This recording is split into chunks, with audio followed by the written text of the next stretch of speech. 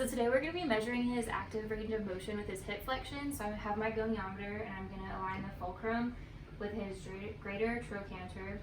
And then the stationary arm is going to be on the lateral midline of his trunk. And the moving arm is going to be on the lateral midline of his femur. So go ahead and bend your knee and flex your hip to your chest as far as you can. Yes, ma'am.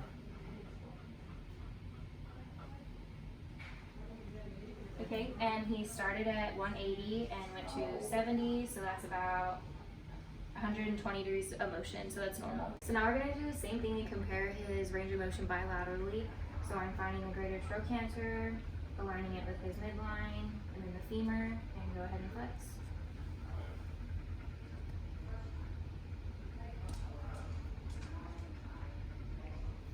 And that's about 118 degrees, so normal. Now we're going to test his passive range of motion with the tibiofemoral lateral glide. So he's going to be laying supine, and the knee is going to be flexed to around 25 degrees.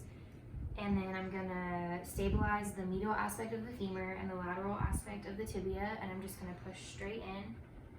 And there's not a lot of motion, and the infeel is soft. Is there any pain with that? No, ma'am. Okay, so I'm going to do the other side. So same thing on the other side. Knee flexed.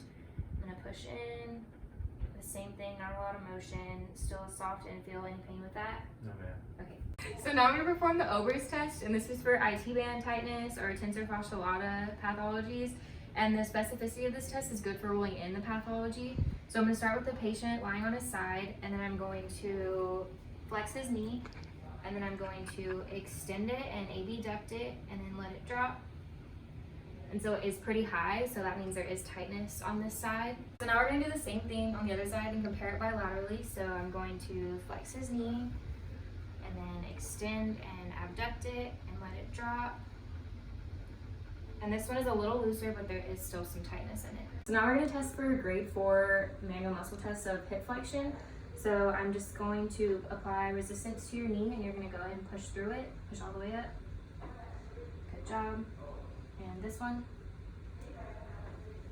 Okay, so we passed, and the prime mover for this movement is the iliopsoas. So now we're going to be performing the resisted external derotation test of the hip. This test for gluteal tendinopathies and the sensitivity and specificity of this test are both good for ruling in and out of pathology. So the patient is going to be lying supine, and we're going to flex the knee and the hip to 90 degrees, and I'm going to externally rotate the hip. I'm supporting the knee and adding resistance to the lateral aspect of the foot.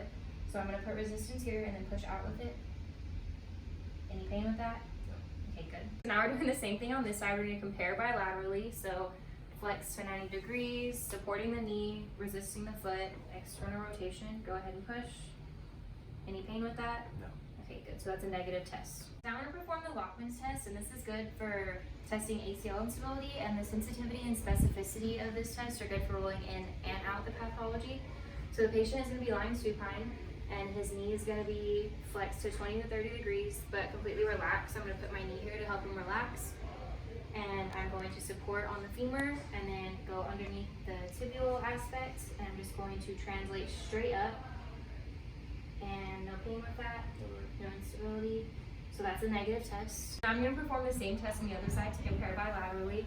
So I'm just going to put my knee here to help him relax, flex to 20 to 30 degrees, support, and then the translation, and no pain.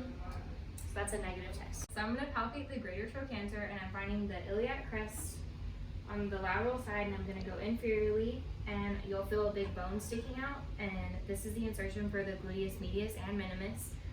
And then I'm going to resist abduction, so push your leg up, and I can feel the gluteus medius tighten. So now I'm going to palpate the semitendinosus, and this is the most superficial of the medial hamstrings.